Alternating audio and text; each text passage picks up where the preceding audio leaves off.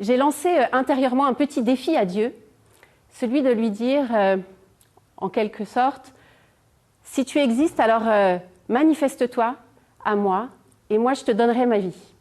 Et dans les instants qu'on suivit, j'ai vraiment été inondée de cet amour fou de Dieu.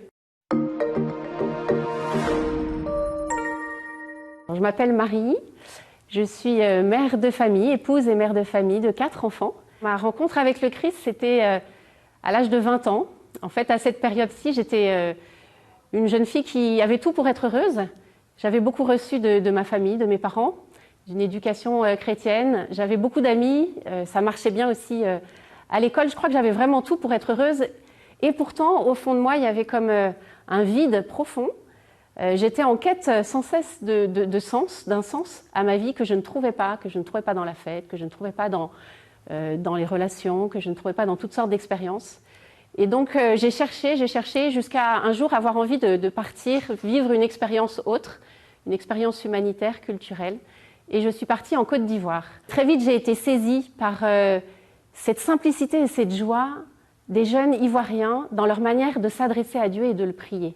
Et au cours d'une Eucharistie, j'ai lancé intérieurement un petit défi à Dieu, celui de lui dire, en quelque sorte, si tu existes, alors manifeste-toi à moi, et moi je te donnerai ma vie. Et dans les instants qu'on suivit, j'ai vraiment été inondée de cet amour fou de Dieu. Cette parole dans le livre d'Isaïe, tu comptes beaucoup pour moi, tu as du prix à mes yeux et je t'aime. Elle s'est actualisée voilà, en quelques instants dans mon cœur, dans mon âme, même dans mon intelligence et dans mon corps. Et à partir de là, j'ai été remplie mais d'une joie, cette joie que je cherchais en fait depuis toujours. Et à ce moment-là, j'ai compris que ce Dieu dont j'avais entendu parler depuis toute petite était vivant, était réel. Et puis je crois qu'il y a eu de nombreux fruits suite à ce moment.